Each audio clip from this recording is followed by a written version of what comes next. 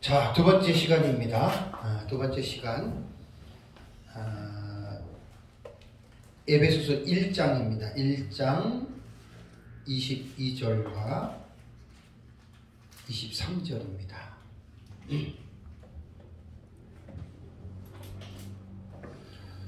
첫 시간에는 1장 10절에 대해서 만물을 통일하게 한다라고 하는 이 의미가 상당히 깊은 내용이었고요. 계속해서 연구들을 하셔서 에베소서를 이해하는데 정말 1장 10절은 모르면 안 됩니다. 1장 10절의 내용을 계속해서 이제 이렇게 보시고, 그 다음에 이제 두 번째 시간에는 22절과 23절의 말씀인데요. 자, 22절과 23절을 보시면, 또 만물을 그의 발 아래에 복종하게 하시고 그를 만물 위에 교회의 머리로 삼으셨느니라. 교회는 그의 몸이니 만물 안에서 만물을 충만하게 하시는 이의 충만함이니라. 자, 이게 어려운 말입니다. 22절은 조금 쉽게 볼 수가 있지만 23절은 되게 좀 어려운 말이거든요. 이번 시간에는 이제 이 본문에 대해서 좀 함께 은혜를 좀 이제 나누겠습니다. 우선 이 본문의 22절과 23절의 말씀을 보면은 22절에 보면은 만물을 그 발 아래에 복종하게 하신다. 그러니까 만물을 예수 그리스도의 발 아래에서 복종하게 하신다라고 하는 이 말은 이게 바로 하나님의 능력이거든요. 그러니까 영적인 세력들이 예수 그리스도의 이름을 하나님이 뛰어나게 하셨는데, 그 예수님께서는 그 만물을 통치하시는데 그 발 아래 복종하게 한다. 그러면 여러분 한번 생각해 보십시오. 예수님이 능력이 있어서 예수님 스스로가 만물을 복종하게 하시는 겁니까? 이건 아니에요. 하나님이, 성부 하나님이니까 삼위일체에서 성부, 성자, 성령 있잖아요. 요 위격에 대한 움직임을 잘 볼 수 있어야 됩니다. 그러니까 이게 뭐냐면 1장 22절은요, 그 이전의 문장에서 어디를 먼저 봐야 되냐면 1장 19절과 연결되는 문장이에요. 그러면 여기서 만물을 그 발 아래 복종하게 하신다라고 하는 말은 뭐냐면, 하나님, 성부 하나님이 만물을 성자 예수님에게 굴복하게 하신다. 이렇게 여러분 본문을 봐야 되거든요. 그러면 그 근거가 어디에 나오냐면은 19절을 한번 보세요. 1장 19절. 자, 이거를 이제 설명할 때는 뭘 먼저 봐야 되냐면 1장 15절에 보면은 바울의 기도가 나오죠. 그죠? 바울의 기도. 이로 말미암아 주 예수 안에서 너희 믿음과 모든 사랑을 듣고 내가 기도할 때마다 너희로 말미암아 감사하기를 그치지 아니하고, 바울의 기도 속에서 나오는 연결되는 거예요. 사실은 하나하나 다 하려고 그러면 시간이, 제가 이번 시간까지 저희 교회에서 28시간을 제가 했거든요. 28시간 했기 때문에 그렇게 여기서는 길게는 못하고 중간을 껑쭉껑쭉 뛰면서 대신에 앞에 문장과의 이 부분은 알고 넘어가야 돼요. 모르고 그냥 이것만 탁 들어가면 안 돼요. 바울의 기도 속에 있는 내용입니다. 지금 이게 바울의 기도 속에 있는 내용인데, 17절을 보면은 우리 주 예수 그리스도 하나님 영광의 아버지께서 지혜와 계시의 영, 지혜와 계시의 성령입니다. 성령. 인간의 영이 아니고 성령으로서 보시는 게 좋습니다. 지혜와 계시의 성령을 너희에게 주셔서 뭘 어떻게 하게 해달라고요? 하나님을 알게 해달라고 첫 번째 기도 제목이고, 두 번째 기도 제목이 18절에 너희 마음의 눈을 밝혀서 부르심의 소망이 무엇이고 성도 안에서 그 기업의 영광의 풍성함이 무엇이며, 이게 기도의 제목이잖아요. 19절을 보면은 그의 힘의 위력으로 역사하심을, 위력은 없는 말을 집어넣은 거예요. 그러니까 그의 힘으로, 그러니까 하나님의, 이게 뭐냐면 이스큐스 아우트예요. 그러니까 그의 힘이에요. 위력은 우리말 헬라어 원문에 없는 걸 집어넣은 거예요. 그러니까 그의 힘의 역사하심을 따라 믿는 우리에게 베푸신 능력의 지극히 크심을 어떠한 것을 너희로 알게 하시기를 구하노라. 이게 바울의 기도 제목이에요. 15절부터. 요게 이제 세 번째 파트에 들어가는 기도 제목이 중요한 것은 뭐냐면 19절에 하나님의 힘의 역사, 그것 하나님의 능력이라는 말이에요. 그래서 27절을 보면은 27절에 능력이 안 나오는군요. 네, 19절에 그의 힘의 위력은 나와요. 헬라어에 나오는데 20절에 그의 능력이 그리스도 안에서 그랬잖아요. 그죠? 여기 능력은 헬라어 원문에 없는 거예요. 20절에. 그의 하고 그리스도 안에서 역사하사, 그래서 여기서 그의 라고 하는 이 부분은 그것을, 관계사가 이제 헨이라고 하는 그것을 들어가거든요. 20절에 그것이 뭐냐면 19절에 그의 힘이에요. 하나님의 능력이라는 말이에요. 자, 이거를 꼭 기억하셔야지 2장도 여기에 전부 다 여러분 예속된 거예요. 2장 1절부터 10절까지가. 다음 시간에 제가 2장 합니다.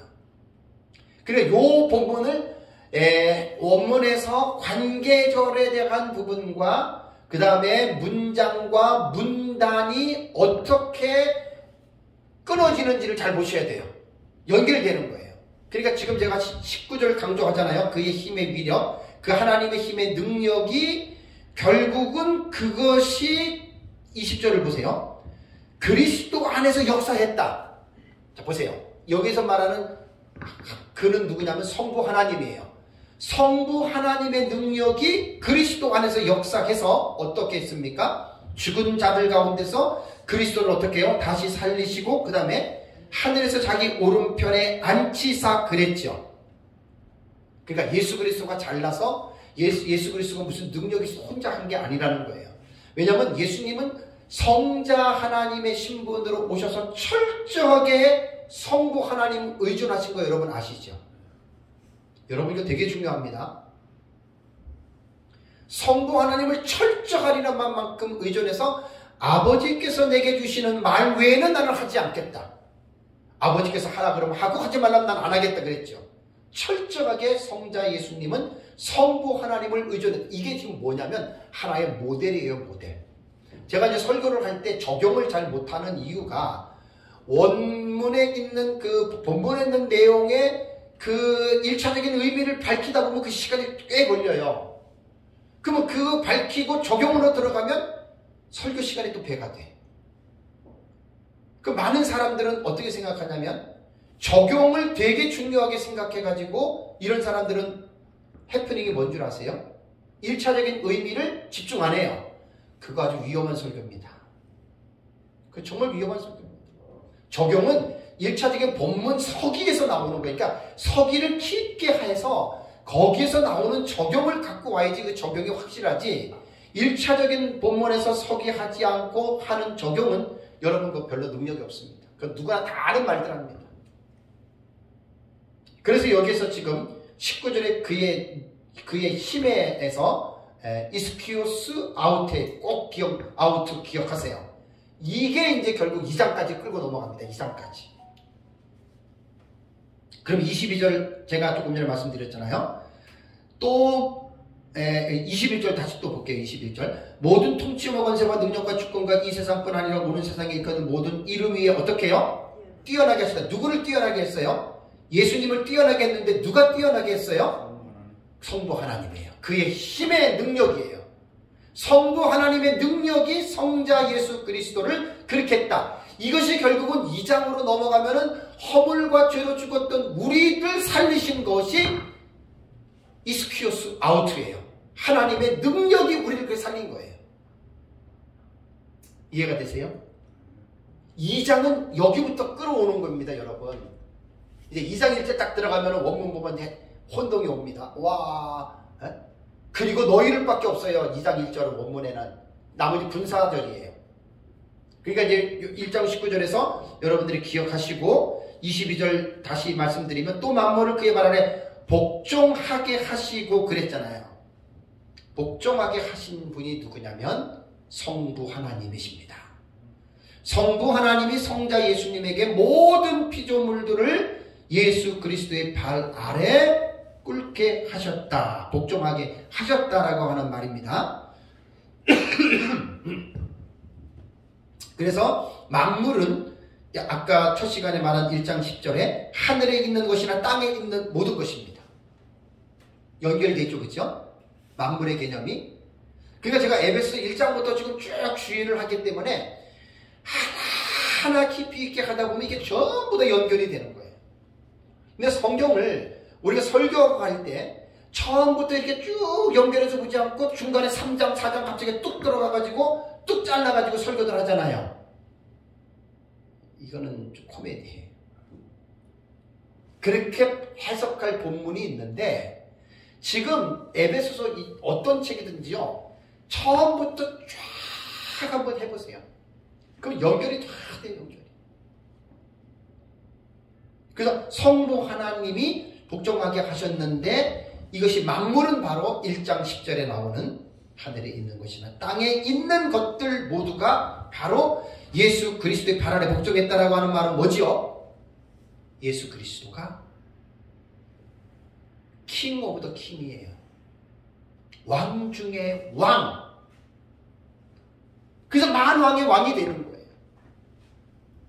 이거는 이 세상을 창조하신 성부 하나님, 성부 하나님의 그 능력으로 성자 예수님의 발 아래 무릎을 꿇게 하고 성자 예수 그리스도 왕의 왕. 할렐루야. 기억나세요? 왕의 왕. 할렐루야. 주의 주. 할렐루야. 와. 여러분 때 막 전율이 안 오나요? 네? 모든 만물이 예수 그리스도 발 앞에 복종하겠다라고 하는 말은 모든 만물이 예수 그리스도를 다 왕의 만왕의 왕으로 그 앞에 복종한다는 말이에요. 여러분 우리가 믿는 예수 그리스도는 믿음 없는 사람들이 생각하는 그런 째째한 예수 그리스도가 아닙니다. 그저 돈 몇 푼이나 주고 좀 내 소원 조금 이루어졌다고 해가지고 해야 되는 그런 예수가 아니란 말이에요. 차원이 만물이 복종하는 만유의 주, 만왕의 왕. 그분을 우리가 믿고 있는 거예요. 그리고 그분이 지금 내 안에 계신 거예요. 그분. 여러분 놀랍지 않습니까? 믿음이라는 게 도대체 뭐가 믿음이에요? 그러니까 에베소서에서 제가 이번에 주회하면서 공부를 하면서 표현을 못할 정도.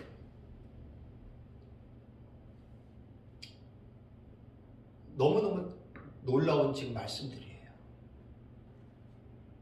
그러면 베드로전서 3장을 한번 잠깐 가보실래요?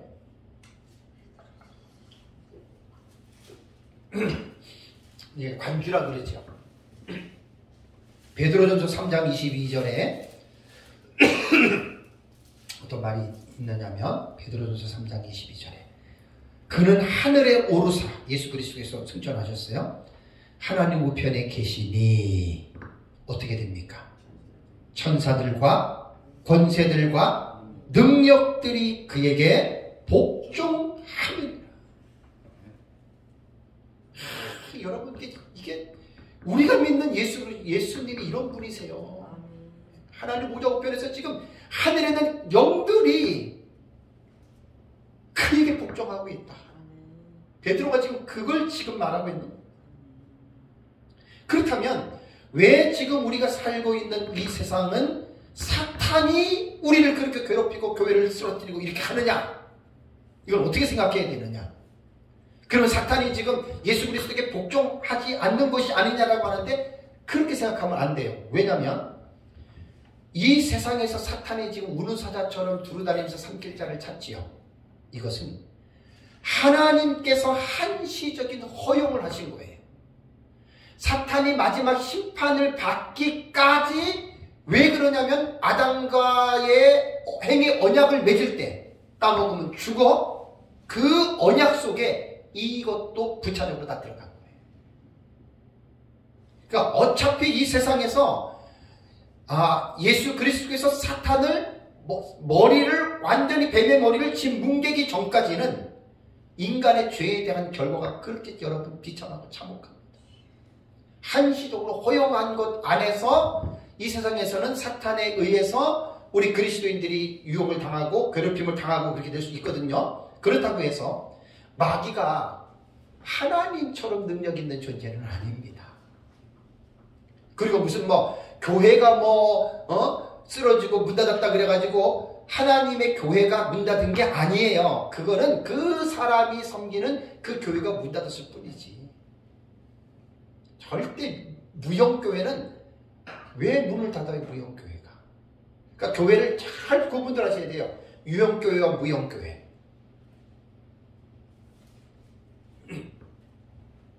천사들과 권세들과 능력들이 바로 예수 그리스도에 지금 복종하고 있습니다. 그래서 한시적으로 허용한 것이기 때문에 이것은 바로 범죄에 대한 대가다. 참 여러분, 열매는 다나 인내는 쓰나 얘기하잖아요. 따먹을 때는 달콤했지만 그 죄가가 이게요. 그러니까 우리는요, 죄를 볼 때는 볼록렌즈로 봐야 됩니다. 죄는 무슨 얘기 아시죠? 조그만 죄, 큰 죄 그거요 볼록렌즈로 보세요. 그래서 이제 이런 부분들을 잘 우리가 이해하게 되면 하나님을 왜 경외하는 삶을 살아야 되는지, 왜 우리가 죄를 미워하고 죄와 싸워서 피 흘리기까지 우리가 그 죄와 싸워서 이겨야 되는지를, 이런 것들을 통해서 우리 선조들을 통해서 우리가 이런 부분들을 분명하게 여러분 우리가 이제 깨달을 수가 있습니다. 그러니까 여기에서 이제 만물이 지금 복종한다 그랬잖아요. 그럼 여기서도 또 이제 우리가 이 개념이 나와야 돼요. Already but not yet. 완전한 복종은 지금 아니잖아요. 그죠? 한시적인 허용 안에서. 언제 완전한 복종이 됩니까? 천년왕국 끝나고 사탄이 무왕불 붙는 못에 집어 던질 때 완전한 복종이 그때 일어납니다. 그러니까 원래 이 already but not yet은 하나님의 나라 개념에서 나오는 유명한 용어예요. already but not yet은 되게 중요한 용어예요. 목사님들이 성도들에게 수십 번, 수백 번, 수천 번 얘기를 해줘요. 구원도 이미 우리가 구원이 이루어졌지만 구원은 지금 과정이거든요. 성화, 완성이 되는 것이 영화에서 완성이 되는 거예요. 구원이. 이것도 다 이런 개념이에요. already but not yet. 내가 지금 기도했다고 하나님이 뚝 떨어지는 게 아니라 기다려야 돼요. 기도의 응답이 될 때가 있어요. 다 already but not yet이란 말이에요.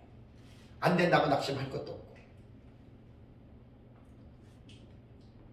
자, 그러면 만물 위에 머리가 되시는 그리스도를 교회에 주셨다. 이 말을 한번 생각해 볼까요? 이게 좀 어려운 말이에요. 21절 다시 보면은 또 만물을 그의 발 아래에 복종하게 하시고 그를, 예수 그리스도를 어떻게 해요?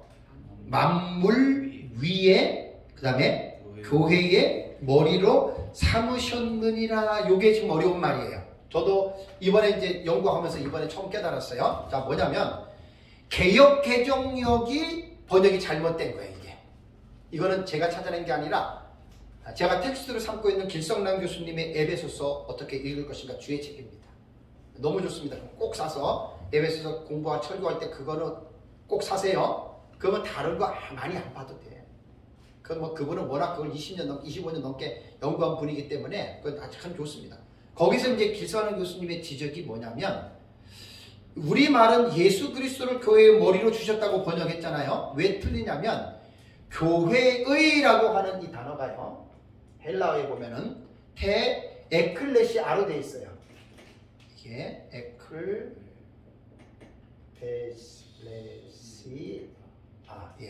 에클레시아로 이렇게 되어 있거든요. 그러면 여기에서 시야 요것도 지금 되네요. 네. 태라고 하는 이게 지금 관사거든요. 관사. 요게 태가, 이 관사가 역격이에요. 그리고 에클레시아 이것도 역격이에요. 역격은 뭐지요? 뭐뭐에게 혹은 뭐뭐를 간접 목적어잖아요. 이게. 그러면 이 원문에는 분명하게 역격 관사로 나오는데, 에클레시아도 여성 단수 역격인데 우리말 번역은 뭐로 번역한 거예요? 우리말 번역은 뭐로 했어요? 소역격을 했잖아요. 우리말은. 원문이 소유격이 아니란 말이에요. 원문은 역격이라는 말이에요. 그러니까 역격으로 번역하면 교회에게 혹은 교회를 이렇게 번역을 해야 되거든요. 그래서 기사님 교수님의 사역을 보면 그를 만물 위에 계신 머리로 교회에 주셨다 이렇게 했습니다. 이거 한번 잘 보셔야 돼요. 그를 만물 위에, 그를 만물 위에 계신 머리로, 보세요. 계신 머리로 교회에 주셨다.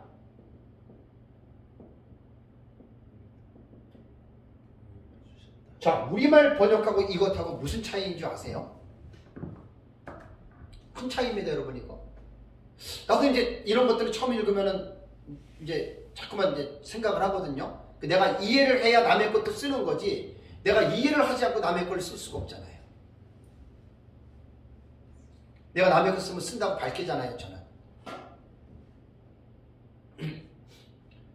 자, 보세요. 예수 그리스도를 만물 위에 계신 머리로 하면 예수님은 우리말로 볼 때에는 복종하게 하시고 그를 만물 위에 교회의 머리로 주셨다 그랬잖아요. 그럼 우리말로 볼 때에는 예수님은 교회의 머리라고만 생각을 하잖아요. 근데 역격으로 번역을 하면 예수 그리스도를 만물 위에 계신 머리로 교회에게. 이해가 되세요? 그러니까 예수님은 교회라고 하는 여러분 스콥하고 만물이라고 하는 이 범위는 어떤 것이 더 큰 줄 아세요?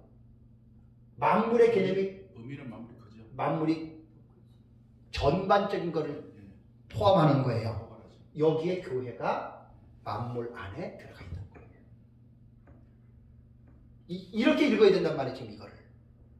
그러니까 우리 개역개정으로 읽으면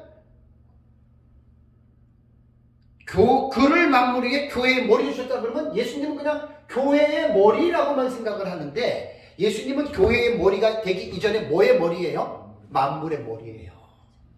무슨 말인지 이해가 되시죠? 역격으로 해석을 해야 됩니다. 역격으로. 예수님은 만물의 머리예요. 그러니까 단순히 교회에만 머리가 아니라 이 세상 전체의 머리란 말입니다, 여러분. 모든 것에. 그래서 이 본문은 어렵단 말이에요. 그래서 저도 이번에 연구를 하면서 이런 것들 다 처음 깨달은 거예요. 그러니까 아까 1장 10절에 하늘에 있는 것이나 땅에 있는 것들을 통일하게 한다 그랬잖아요. 그죠? 되게 중요하죠. 1장 10절이.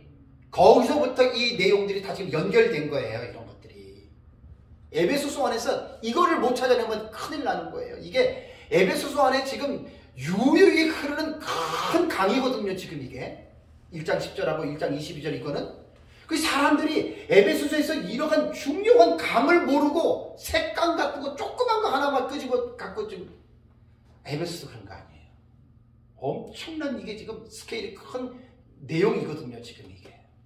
그래서 예수 그리스도는 만물 위에 머리고 만물 위에 계신 머리로 교회에게 이게 역격이에요. 해석이에요. 잘 이런 것들은 설교할 때 설명을 해 주셔야 됩니다. 그래서 본문의 이 점은 제가 이제 제 설교할 때도 그렇게 했습니다. 여기에 보면은 두 가지를 한번 생각해 봐야 돼요. 만물의 머리이신 그리스도가 교회의 머리로 주어졌다는 것인가, 아니면 교회의 유익을 위해서 예수님을 교회의 머리로 주었느냐. 첫 번째가 맞는 거죠. 이거를 깨달으면 그게 딱 답이 나와요. 안 그러면 헷갈려요. 우리말 성경은 읽으면 이렇게 안 나와요. 그냥 교회의 유익을 위해서 하나님이 예수님을 교회에만 머리로 줬다 이렇게 생각한단 말이에요. 그런 게 아닙니다. 당연히 예수님은 자신의 몸된 교회를 지키시죠. 보호하십니다. 그리고 교회에 대한 모든 대안을 예수님은 100% 다 갖고 계십니다. 자, 교회가 목사가 사역자라고 해서 목사가 다 하는 거 아니에요? 아까 기억나세요? 연합의 릴레이션십 기억나시죠? 연합. 목사가 예수와 연결되어 있어야 목사가 교회에서 종노릇을 잘하는 거예요. 목사가 예수, 머리이신 예수하고 연결되지 않고 교회를 다스리면 500명, 1000명, 10,000명, 10만 명 다스릴 수 있어요. 근데 머리와 연결되어 있지 않으면 그 사기꾼이 되는 거예요. 자, 보세요. 이재로, 김기동, 이단 사이비들 보세요. 그 사람들이 교회 머리신 예수님과 연결되어 있어요? 아니라니까요. 그거를 사람들이 못 보는 거야. 그러니까 교회라고 다 교회가 아니고 진짜 교회와 가짜 교회의 구분법은 교회를 담임하고 있는 사역자가 머리이신 예수 그리스도로부터 그분의 그 지시를 받으면서 사역하느냐, 그 진짜 교회고, 머리이신 예수 그리스도와는 상관없는 지 생각과 지 고집과 지 스타일로 하는 것은 여러분 가짜 교회입니다. 이단과 사이비 교회들이 다 그런 거예요. 장로가 돈 많아가지고 교회를 세워서 딱 해놓고 목사 월급 목사를 딱 두고 이런 교회들도 간혹 있잖아요. 그거 교회 아닙니다. 그 장로 그 목사 다 심판받습니다. 대단히 착각한 거. 에베소서를 모르는 교회들이 얼마나 많은 줄 아십니까? 에베소를 깨달으면 에베소서를 깨달은 목회자들이 너무나 많고 에베소서를 깨달지 못한 성도들이 부지기수에 4장 3절에 성령이 하나 되게 하시면서 힘써 지키라. 왜 교회가 갈라지고 왜 싸워요? 그럴 수 없는 거거든요. 그러니까 모르는 거예요. 지금 성경을 모르는 거야.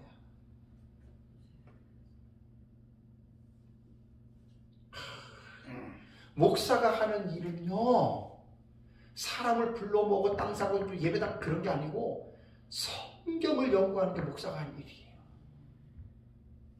당연히 전도는 하셔야죠. 이 성경을 이렇게 깊이 있게 이해하는 거예요. 그리고 이 말을 전해주는 게 이게 설교예요. 성경을 해석하는 게 설교라고요. 그냥 성도들에게 듣기 좋은 말 해가지고 사람 많이 불러 모아가지고 돈 많이 내고 이런 거, 이거는 완전 사꾼입니다. 사꾼. 목사가 설교가 그런 설교들 저 딱 들어보면 알아요. 오해하지 마세요. 33년 목회를 했는데 제가 얼마나 경험이 많습니까? 딱 들어보면 왜 목사가 저 본문을 잡고 왜 저 설교를 하는지 저는 딱 들으면 안다고요. 목사 한 편의 설교에 그 사람의 지성과 인격과 감정과 모든 것, 영성이 다 나와요. 설교를 잘 들어. 지식 수준도 다 나와요. 누구를 향한 설교인지도 나와요. 사람을 기쁘시게 하는 설교인지 하나님을 기쁘시게 하는 설교인지. 그러니까 교회는 이번에 내가 에베소서 하면서 느낀 게 목사가 착각하면 안 돼요. 내 교회 아니에요. 이 정 목사님 교회 아니에요. 나 없어도 괜찮아요. 그 교회의 머리는 예수 그리스도예요. 내가 부족하다고 내가 잘났다고 그와 상관없어요. 예수님은 교회에 대해서 모든 매뉴얼을 100% 다 갖고 있습니다. 그래서 사역자나 성도나 머리와의 교신이 활발하게 이루어져야 돼요. 그럼 그분이 다 노하우를 준단 말이에요. 노하우를. 착각하지 마세요. 그래 교회 몇백만 몇천 명, 그거는 타락한 생각이에요. 타락한 그 성공주의 때문에 미국 교회가 쓰러지고 한국 교회가 쓰러지잖아요. 네? 그래서 정말 참 에베소서를 제가 연구를 하면서 교회 성장과 부흥을 얘기를 해요. 에베소서는. 근데 어떤 성장인 줄 아세요? 내적인 성장이에요. 외적 성장 하나도 없어요. 한번 찾아보세요. 에베소서에서 교회의 성장과 부흥에서 외적인 성장은 없어요. 내적인 성장이에요. 4장 11절부터 16절 쭉 넘어가고 그 뒤에 쭉 한번 넘어가면서 한번 연구해 보세요. 성장해야 돼요. 그리스도에게까지 장성한 분량에 이르기까지. 내적 성장입니다. 예수 닮는 거예요. 설교자가 예수님을 많이 닮으면 그 말과 행동 속에서 예수님의 모습이 보이는 거예요. 성도들이 예수님을 많이, 이게 바로 성화거든요. 성화. 성화는 내가 오늘 시간 되면 마지막에 좀 할게요. 하나의 주제를 내가 빼야 돼. 오늘 5개를 갖고 왔는데 하나를 빼야 돼요. 성화는 내가 마지막에 좀 할까 싶은데, 왜냐면 지금 너무 에베소서 연구를 하면서 막 너무 중요해요. 4장 17절부터 6장까지는요 구원론적으로 볼 때는 성화예요. 성화. 그걸 딱 설교자가 터치를 해줘야 되거든요.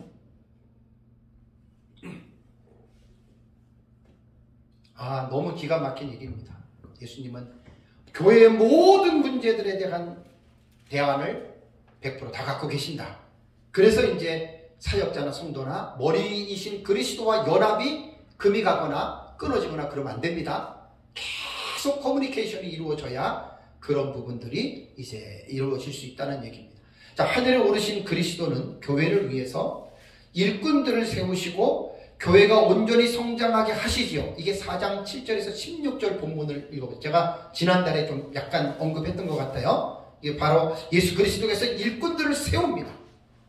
그러고 나서 온전히 성장하게 하십니다. 착각하지 마세요. 몇천 명 그런 성장 아니에요. 내면적으로 예수님을 닮아서 예수 그리스도처럼 그렇게 이제 만들어 간다는 얘기입니다. 그리고 교회를 충만하게 채우실 뿐 아니라 마침내 교회를 거룩하고 흠이 없게 하여 영광스러운 신부로 자기 앞에 세우실 것이다. 이거 참 착각하기 쉬운 게, 에베소서 1장 4절에도 거룩하고 흠이 없게 하시려고 하나님이 우리를 부르셨죠. 우리가 성화적인 차원에서 인간의 책임적인 면에서 우리가 성화의 삶을 살아야 돼요. 그럼 성화는 내가 열심히 기도하고 내가 열심히 헌신하고 내 몸을 쳐서 복종시켜서 내 힘으로 성화가 여러분 이루어진다고 생각하십니까? 이거 잘 구분하셔야 돼요. 율법주의, 행위주의는 공로사상이거든요. 그런 사람들은 성화를 자기 공로로 돌립니다. 근데 우리는 절대로 그러면 안 됩니다. 저도 착각할 때가 참 종종 있어요. 내가 좀 정신을 차리고 내가 좀 기도해서 내가 좀 뭘 해서 내가 그래도, 이거는요 엄청난 착각이거든요. 왜냐하면 물론 성화는 신인 협동설로 말을 하기는 해요. 하나님의 역사지만 인간의 의지도 거기에 순응을 해야 되거든요. 그래서 인간의 책임은 이야기는 하지만 제가 볼 때는 인간의 책임론으로 볼 때에는 그거 인간의 책임을 자꾸만 내세우면 내세울수록 하나님의 은혜가 그만큼 감소가 됩니다. 내 행위를 예를 들어서 10% 놓잖아요. 그럼 하나님의 능력은 90%밖에 안 나와요. 내 책임을 40% 넣어서 내가 이렇게 됐다 그러면 하나님 60%밖에 안 돼요. 인간의 책임은 있어도 내가 여기서 0%를 갖다 보면 하나님 100%가 됩니다. 자, 여기서 조금 더 자세하게 설명을 제가 해드릴게요. 자, 우리가 보기에는 교회가 목회자들이 재정 때문에 감옥을 가, 여자 때문에 뭐 주님의 얼굴에 먹칠을 해, 어떤 교회는 막 장로가 뭐 어떤 교회는 성도가 막 교회를 뒤집었고 막 쪼개고 막 그렇게 나가니까 우리 인간적으로 볼 때는 어때요? 느낌이, 야, 교회가 저거 진짜 뭐 세상 같네. 그러면서 우리가 볼 때는 저렇게 돼가지고 무슨 교회가 하나님 앞에 거룩하고 흠이 없게 될까라고 여러분 우리는 그렇게 생각을 합니다. 제가 아까 말씀드렸죠. 교회를 볼 때는 유형교회와 무형교회를 보는 기준을 혼동하면 안 돼요. 어차피 이 세상의 유형교회는 다 그렇습니다. 어차피 저도 그렇고 목사님도 마찬가지예요. 우리도 성령으로 충만하지 않으면 우리도 죄 져요. 5장 18절에 너희는 성령의 충만함을 받으라. 그게 수동태예요. 충만하게 되어져라 이거예요. 우리가 성령에 의해서 충만하게 되어지지 않으면 다윗 같은 위대한 성군이 어떻게 됐어요? 네? 그렇게 하나님의 이름을 의지하여 담을 넘던 그 성군이었던 다윗이 하나님의 성령에 충만해지지 않으니까 오후에 일어나가지고 궁중 위를 거닐다가 밧세바를 보고 그 짓을 저질렀잖아요. 여러분, 저도 그렇고 여러분도 그렇고 우린 다 그럴 수 있는 존재라고 하는 거 인정하고 들어가셔야 됩니다. 자, 그럴지라도 나는 안 그래. 그럼 그 사람은 베드로예요, 베드로. 이거 용납하기 쉽지 않습니다. 절대 쉽지 않습니다. 나도 그럴 수 있는 존재라고 하는 것을 인식하게 되면 이제 이 뒤에 말하는 것이 이제 내 마음에 조금 더 자리를 잡게 됩니다. 그래서 성화가 도덕적인 순결이잖아요. 그죠? 도덕과 윤리적으로 볼 때는 순결인데 이게 어떻게 보면 인간의 노력도 필요하다고 신의 협동서를 이야기를 하는데 여기에서 프로테지를 이것도 하나님에게 100%를 돌려보세요. 이게 나는 훨씬 더 성경적이라고 봅니다. 왜냐하면 우리 찬송가 252장 한번 펴보세요. 찬송가 252장.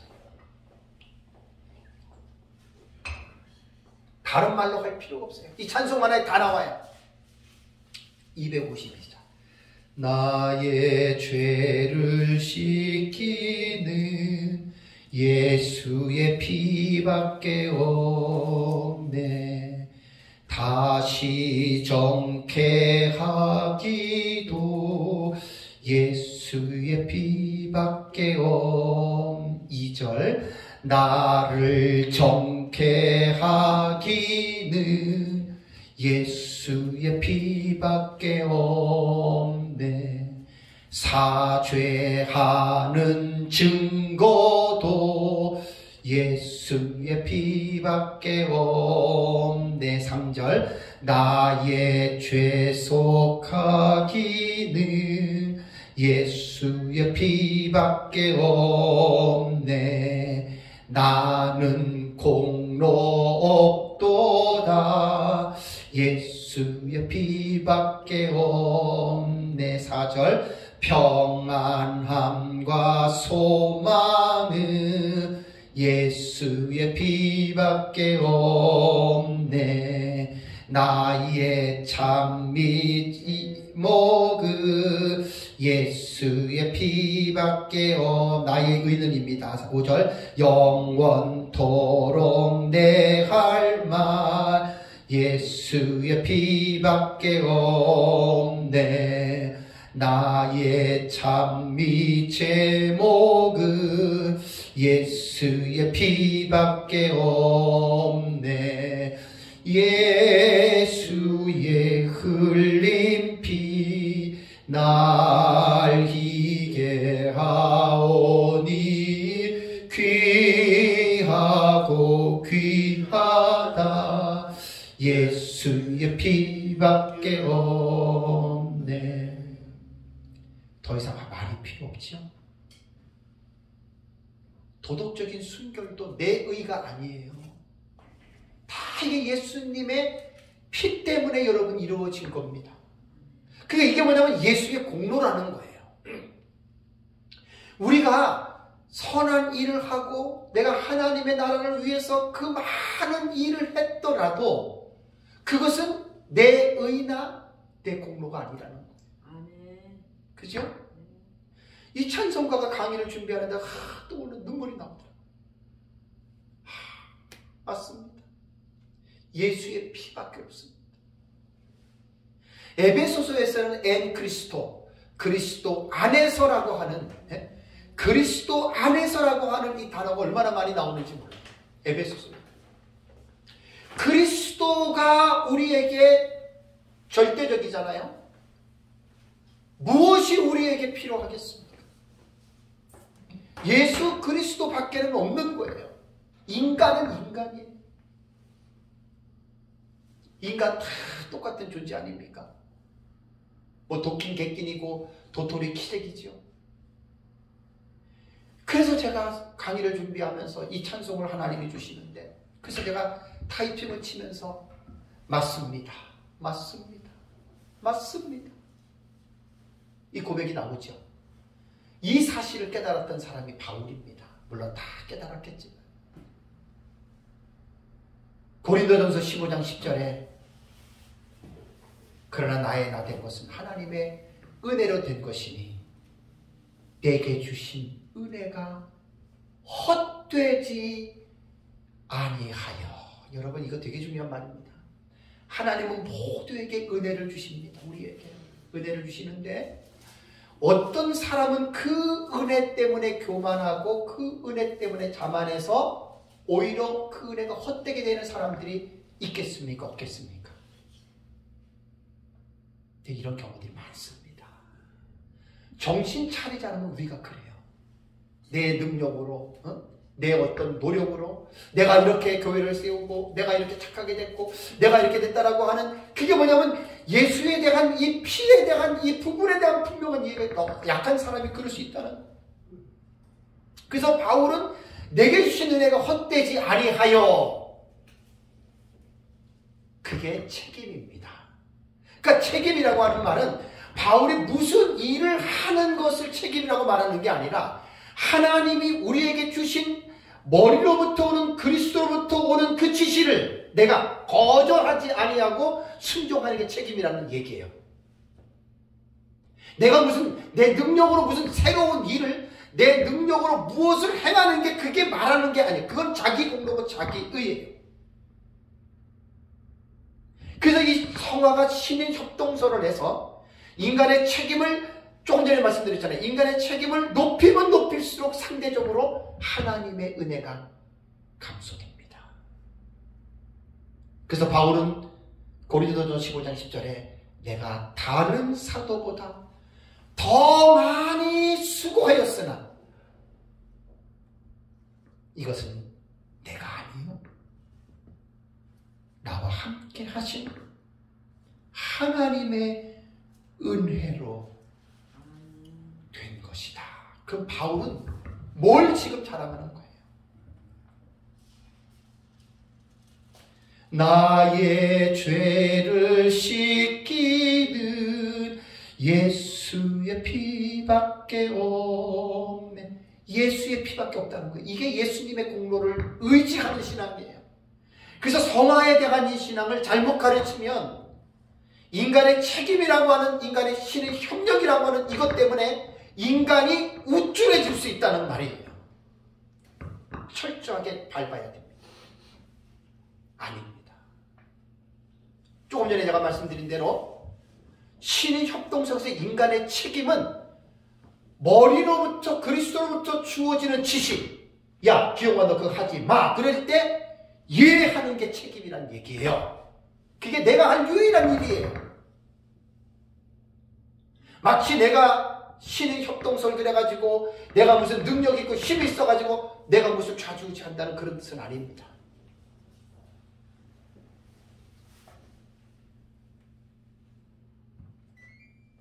찬송가 493장에 하늘 가는 밝은 길이 있잖아요. 3절을 보면 내가 전성 바라보고 가까이 왔으니 아버지의 영광 집에 나 쉬고 싶도다. 그 다음에 뭐라고 하는 줄 아세요? 나는 부족하여도 영접하실 터이니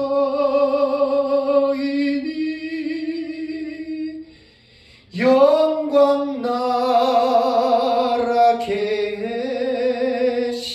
임금 우리 구주 예수라. 동의하십니까? 우리는 부족해요.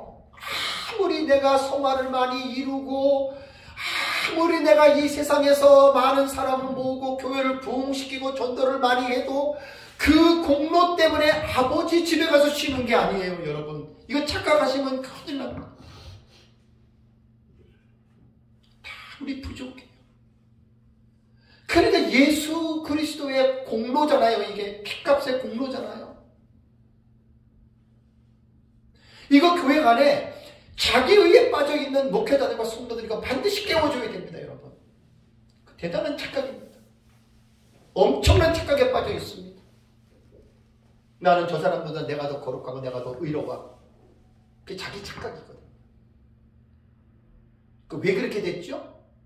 하나님의 은혜로 됐지요. 은연 중에 나보다 못한 사람들을 저도 무시할 때가 있어요. 솔직히 제 고백하는 거예요. 저도 인간이니까.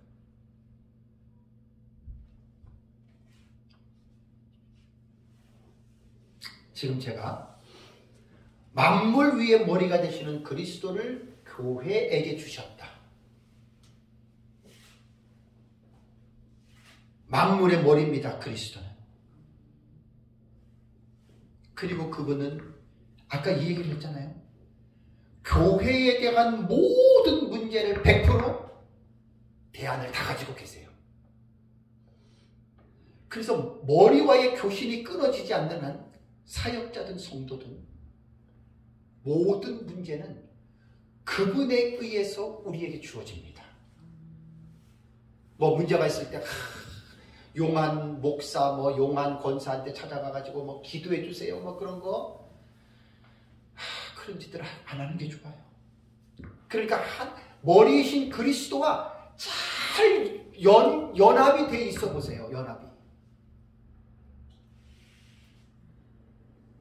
누구에게 가겠어요? 내가 문제가 있으면 내 안에 살아계신 머리가 되시는 그분에게 우리는 무릎을 꿇는 거잖아요.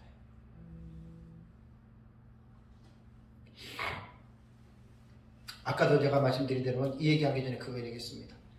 우리 눈에 보기에는 교회들이 허접하고 우습게 보여도 그거를 보지 마시고 머리를 보세요. 그 교회 주인이 목사가 아니에요. 교회 주인이 그리스도예요. 우리가 볼 때는 저 교회는 소망도 없고 저 교회는 망할 것 같고 저 교회는 그렇다. 내 생각이지. 정말 주님께서 피로 값주고 사신 교회라면 그 교회 주님이 반드시 여러분 일으키십니다. 저는 33년 목회를 하고 여러 교회를 보면서도 교회의 목사가 마음에 안 들면 하나님이 목사를 다 체인지합니다. 그러나 교회는 체인지하지 않습니다. 무슨 말인지 아시죠? 목사가 교회 주인 아닙니다. 그리고 어려운 교회들은 우리가 볼 때는 어떤 목사가 와가지고 그 교회를 잘 이루게 것으로 사람들은 이야기하지요. 그렇게 말하면 안 됩니다.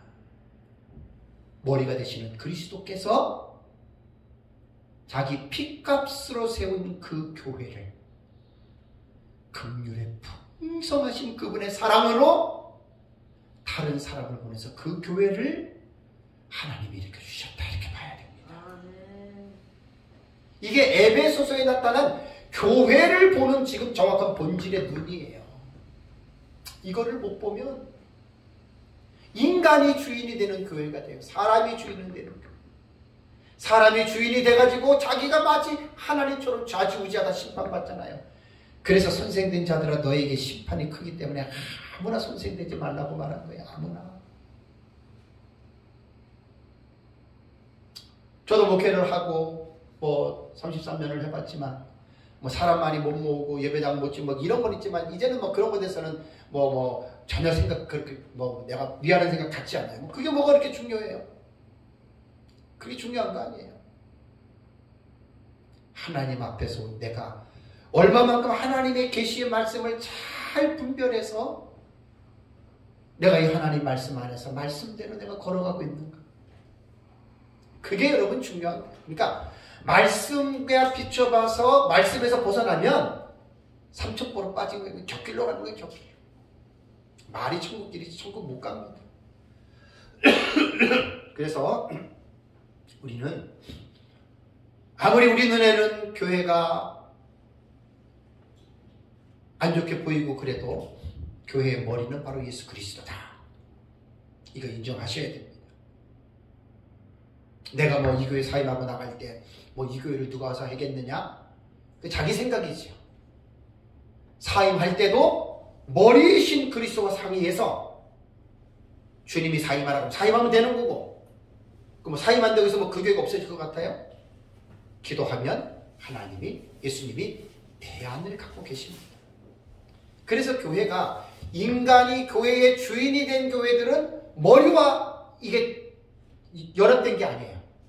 그러니까 목사, 장로, 자기네들 마음대로 모여가지고 말이 하나님이고 말이 예수지. 지들끼리 다 시나리오 짜가지고 이렇게 하잖아요. 근데 그걸 하늘의 하나님이 모르시는 게 아니에요. 다 보고 있어요. 다 알고 있어요. 그래서 성령이 우리 속에서 뭐 하세요?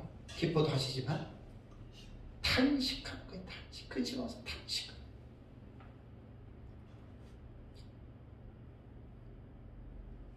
그 다음에 23절 볼게요. 23절이 좀 어려운 말인데 에베소 2장 23절입니다.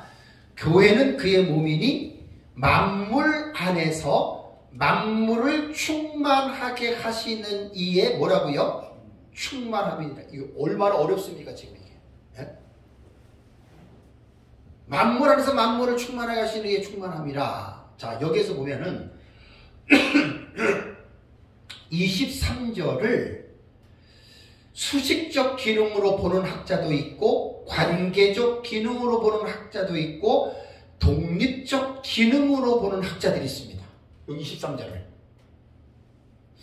수식이냐 어디에 수식이냐 관계면 어디에 관계됐느냐 독립이면은 상관없어요. 그냥 23절 딱 떼어서 이게 보는 것인데 그런데 이 문법적으로 볼 때는요 이 원문을 문법적으로 볼 때는 이 23절은 22절에 나오는 내용의 부연적인 기능을 갖고 있습니다.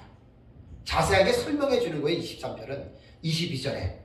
그래서 원문으로 볼 때에는 23절에 원래 우리말 성경에는 교회는 그의 몸이니 그랬죠. 그죠? 교회가 이게 안 나와요. 원문에는 교회가 안 나오고 이게 뭐로 나오냐면은 헤스틴 투 소마 아우투 이렇게 나와요. 원문에는. 그러면 여기에서 뭐냐면 헤티스라고 하는 이 단어가 연기식, 감기식 이게 흐로 읽어야 돼요. 헤티스라고 하는 이 단어가 뜻이 뭐냐면 교회가 아니라 그것은 이라고 하는 관계 대명사예요. 그럼 23절에는 그것은 그 소마 아우투 하면 그의 몸이다 이런 뜻이거든요. 그럼 이 그것은 무엇을 지금 수식하고 있는 거예요? 22절에 나오는 에클레시아 교회를 지금 수식하고 있는 거예요. 23절이. 그래서 우리 말에는 알기 쉽게 교회는 이라고 그 관계 대명사 그것을 교회로 번역을 해가지고 이렇게 집어넣습니다. 그러니까 23절에 이것도 그냥 찾는 게 아니라 헬라어에 보면 격이 있잖아요. 격이 있고 수가 있는데 여기에 보면은 성수격에 보면은 여기서는 이게 여성 단수로 나옵니다. 이 헤티스가 이게 여성형이거든요. 그럼 앞에 22절 문장에서 여성형이 들어가는 단어를 찾아야 되는데 여성형이 들어가는 단어가 에클레시아입니다. 에클레시아. 요거랑 달라요. 에클레시아. 저건 역격이에요. 그래서 에클레시아로 해서 이제 앞절에 여성형이 나오는 게 바로 교회가 나오는 겁니다. 그래서 여기에 보면은 이제 그것은 할 때 이 교회는 이것은 교회를 가르치는 은유적인 표현입니다. 은유적인 표현. 그래서 23절은 두 가지에 대해서 교훈하고 있습니다. 첫 번째는 뭐냐면 교회는 그의 몸이니 그랬죠. 교회가 예수 그리스도의 몸이다. 아까 말씀드린 대로 연합되어 있는 것을 잊어버리면 안 돼요. 우리가 맨날 유기적 공동체라는 말을 많이 쓰죠. 그죠? 유기적 공동체. 너무 멋있는 말이에요. 유기적이라고 하는 말은 생물체처럼 전체가 연결되어 있다는 거예요. 유기적이라고 하는 말은 전체가 연결되어서 밀접하게 관계가 있어요. 이게 바로 유기적이라고 하는 말이거든요. 교회가 유기적인 공동체라고 하는 말은 뭐냐면 머리가 되시는 그리스도와 몸이 되는 지체인 사역자와 성도들이 어떻게 해요? 유기적으로 연합되어 있다. 자, 그럼 우리가 이론적으로만 이렇게 알면 안 되죠. 교회가 목회자도 있고 성도도 있는데 목회자와 성도만 있는 게 아니에요. 주님이 계세요. 머리이신 그리스도. 그러니까 그리스도와 사역자와 성도가 유기적으로 연결되어져 있는 공동체이기 때문에 항상 이 부분들이 움직여져야 돼요. 목사 생각이 다르고 성도 생각이 다르고 그거는 위로부터 받는 지시가 아니에요. 그런 지시를 받는 게 아니에요. 그래서 교회는 절대 분리될 수 없어요. 머리이신 그리스도와 사역자와 성도는 절대로 여러분 분리될래야 분리될 수가 없습니다. 그래서 머리이신 그리스도로부터 영적 생명을 공급을 받고 도움을 입고 그 다음에 머리이신 그리스도가 우리에게 지시할 때에 순종하는 그 교회가 진정한 교회입니다. 목사 마음대로 성도 마음대로 자기 생각대로 자기 멋대로 판단하고 머리이신 그리스도는 이렇게 지시를 하는데 어떤 그런 부분에 있어가지고 불순종을 하면 그것은 진정한 교회라고 여러분 말을 할 수가 없습니다. 그래서 이제 지상교회에 대해서 교회들이 올바른 교회들이 많죠. 그런데 그 중에 이제 사람이 이제 교회의 머리가 되는, 조금 전에도 말씀을 드린 대로 목사와 장로가 마치 교회의 머리가 돼서 자기가 모든 것들을 결제하는, 목사가 당회장, 장로들 그래가지고 머리와는 상관이 없는, 그렇게 해가지고 모든 것들을 이제 결정하고 모든 것들을 그렇게 나갈 때에는 그는 머리와 분리되어 있다라고 하는, 여러분 이것을 꼭 기억을 하셔야 됩니다. 그래서 사실은 교회의 지도자의 반열에 있는 목사와 장로가 그리스도의 지시를 받지 않으면 날강도가 되는 거예요. 날강도. 참 정말 날강도. 그러니까 그 밑에 있는 성도들 얼마나 불쌍하겠어요. 날강도 만나가지고 하나님의 뜻도 모르고. 그래서 이제 교회는 바로 한 몸이다라고 하는 거, 요거 연합되어 있다는 걸 알고, 그 다음에 이제 두 번째는 뭐냐면 만물을 충만하게 하시는 자의 충만 그랬죠. 요게 좀 사실 좀 어려워요.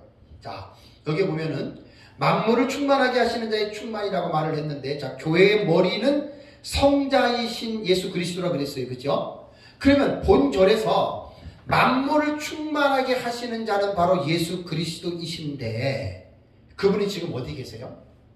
우리 안에 계시는 거는 성령으로 들어와 계시는 건데, 그분이 지금 하나님 보좌 우편에 앉아 계시죠. 그분이 지금 만물을 지금 통일하고 계시죠. 그죠? 바로 그분이 바로 교회 만물을 충만하게 하시는 그 충만, 교회를 그렇게 그분이 지금도 계속해서 충만함으로 그분이 지금 끌어나가신다는 거예요. 그럼 만물을 충만하게 하신다는 의미는 뭘까요? 1장 10절에 전 시간에 말한 만물을 통일한 것과 동일한 개념입니다. 같은 개념이에요. 지금 23절과 1장 10절은. 그래서 이 세상은 죄로 인해서 타락으로 말미암아 만물의 평화와 조화가 이루어지지 않았죠. 그래서 이제 에베소서 2장을 들어가 보면은 원수가 됐다 그랬잖아요. 죄에 막힌 담 때문에 원수가 되고, 그런데 그것을 회복시키잖아요. 그 회복시키는 분이 바로 예수 그리스도께서 자기 육체로, 자기의 십자가의 피로 그 막힌 담을 바로 예수 그리스도께서 허물어뜨리셨습니다. 그래서 죄로 타락한 이 불화가 된 이 관계를 바로 예수 그리스도께서 그 관계를 지금 통일해 가시는 것이고, 통일해 가는 과정을 계속해서 그것을 해 나가시다 보니까 그것을 뭐라고 한다고요? 그것을 충만이라고 이야기를 합니다.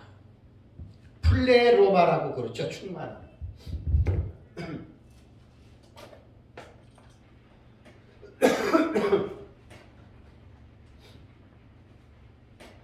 충만이라고 하는 단어가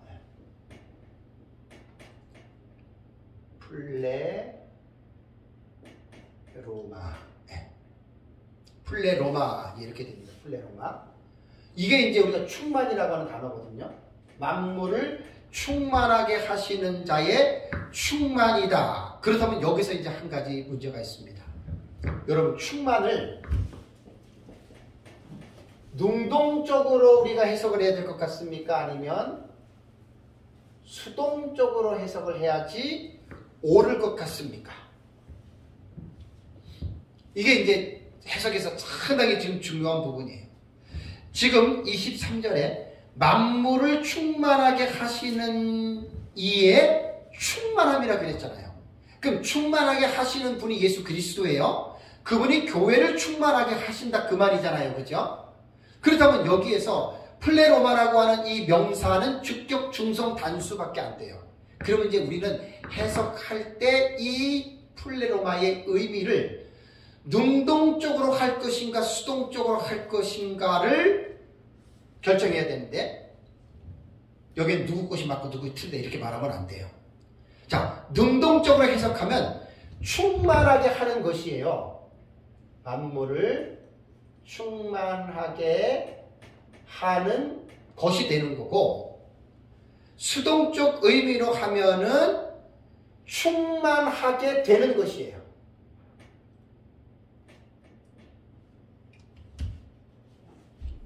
어떤 게 맞을 것 같아요, 여러분들?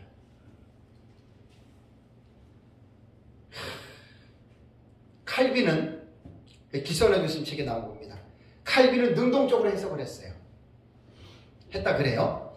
그러면 교회가 그리스도를 뭐 하게 하는 거예요, 지금?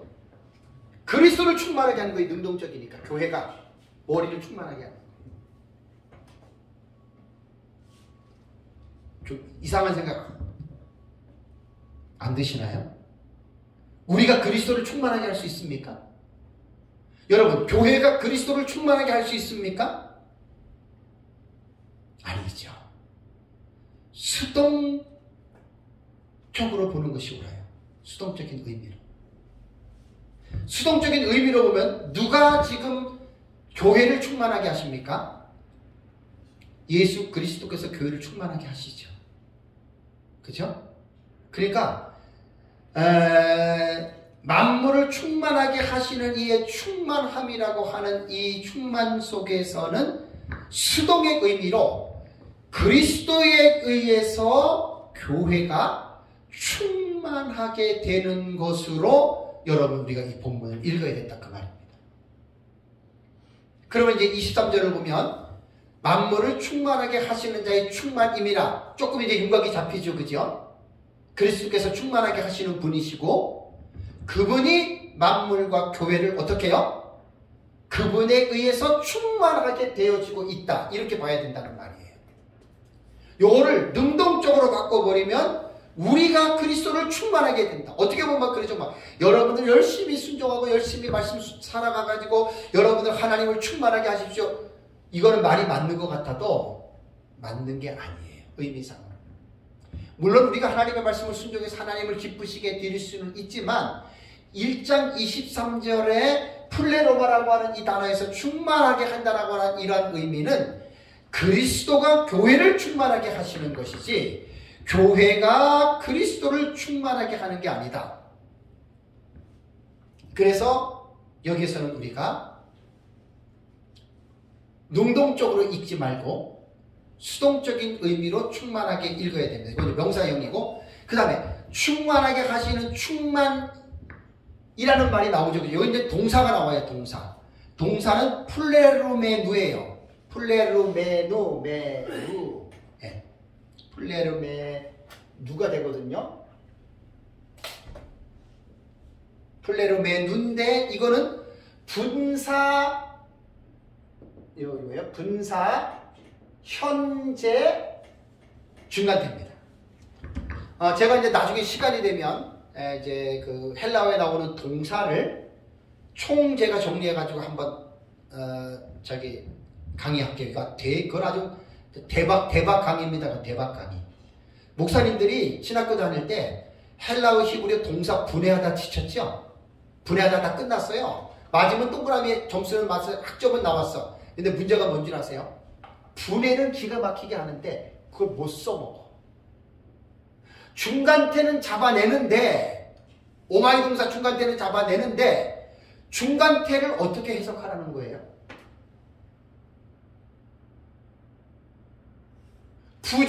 부정시상. 그 다음에 아오리스트라든가 네플러스 명령법이라든가 이런 거. 이건 내 가장 중요한 게 뭐야? 써먹어야지요. 중간태는 뭐냐면 모양은 수동태예요. 중간태는 모양은 수동태인데 중간태는 능동적으로 해석을 하라는 게 중간태예요. 수동과 능동은 반대잖아요. 그런데 중간태는 하나의 특징이 뭔 줄 아세요? 자기를 위해서 하는 거예요. 자기를 위해서. 여기서 해답이 딱 나온단 말이에요. 지금 여기 보면은 교회는 그의 몸이니 만물 안에서 만물을 충만하게 하시는 충만함이라고 하는 말이 이게 이제 지금 동사형이잖아요. 플레루메누라고 하는 동사잖아요. 이게 중간태로 되어 있다고 이게. 분사, 현재, 중간태. 그러면 분사와 현재는 뭐지요? 계속적 용법이죠? 그죠? 그러니까 능동태라든 수동태라 하든 계속 지금 뭐 하고 있는 거예요? 충만하게 하고 있다는 거예요. 근데 저는 이거를 능동으로 읽지 않고 뭐로 읽자 그랬어요? 수동적으로 읽으면 그리스도께서 교회를 계속 지금 뭐 하고 있어요? 지금도 충만하게 하고 있어요. 태가 뭐지요? 태? 중간태예요. 누구를 위해서? 예수님 자기 자신을 위해서. 교회의 머리가 누구지요? 예수님이에요. 하나님의 영광이라고 하는 거는 제가 한 6년 전에도 한번 영광제가 강의했던 것 같은데, 하나님은 자기 자신의 영광을 위하여 하나님은 우리를 구속하셨습니다. 기억나시죠? 하나님 자신을 위해서 하나님 하시는 일이에요. 우리가 볼 때는 우리 자신을 위함이라고 하는 그런 의도가 있기는 하지만 하나님 편에서 볼 때는 하나님 자신의 영광을 위해서 하십니다. 근데 여기에서 분명히 알아야 할 사실은 뭐냐면 그리스도로 충만하게 된 교회는 어떻게 된다는 거예요. 결론은 계속해서 충만하게 되어진다는 거예요. 이거 유형교회 말하는 게 아니에요. 무형교회예요. 마태복음 16장이지요. 바요나 시몬은 내가 복이 있다고 얘기하면서 내가 내 신앙 고백 위에 교회를 세우리니 음부의 권세가 이 교회를 해치지 못한다 그랬죠. 무형교회는 보이지 않는 전 세계 하나의 공동체 교회예요. 절대로 악한 영들이 무형교회에 손댈 수 없습니다. 그러니까 이제 유형교회 안에 무형교회의 멤버들이 있어요. 그죠? 그 사람들은 100% 구원받은 자들이에요. 우리는 몰라요. 근데 교회 안에서 그러한 잘못된 사람이 있을 수 있다는 말이잖아요. 그죠? 그러니까 이건 무형교회 개념으로 여러분 받아들이면, 자, 지금 여기 보면은 교회는 그의 몸이니 만물에서 만물을 충만 계속 지금 충만하게 했어요. 자, 아까 already but not yet 구도를 볼 때 어때요? 이미 시작이 됐죠. 충만은. 그리고 지금 진행하죠. 이 충만이 영원토록 그냥 충만만 하다가 그냥 영원히 갈 것 같아요? 완성이 있어요. 자, 그래서 이 already but not yet이라고 하는 이 구도는 1장 10절에서 꼭 기억해야 되고 1장 22절, 23절 다 이 구도가 지금 연결되는 그러한 문장입니다. 그렇다면 만물을 충만하게 하시는 충만의 시작은, 교회의 시작은 언제입니까? 그게 이제 사도행전의 2장에 오순절날에 급하고 강한 바람 같은 것이 있어 성령이 120여 명의 문도 속에 임하셨죠. 그죠? 그 만물을, 교회를 충만하게 하신 스타트가 그게 된 거예요. 오순절날에 성령이 임한 사건이 만물을 충만하게 하시는 시작이 됐고, 그 다음에 12 사도와 사도들, 지금 우리들을 통해서 예수님은 어떻게 해요? 교회를 계속해서 지금도 충만하게 이끌어가는 거예요. 왜? 중간 때 자기 자신을 위하여. 분사 현재형이니까 계속적인 용법. 충만함이 마치는 완성되는 그날까지 계속해서 지금 주님은 주님의 몸을 지금 교회를 충만하게 하신다. 그래서 여러분, 교회 승리주의라고 하는 말 들어보셨어요? 교회 승리주의. 지상의 교회가 마치 막 모든 것들을, 교회 자체가 모든 것들을 이길 수 있다, 막 이렇게 얘기하는 거. 이건 틀린 말이에요.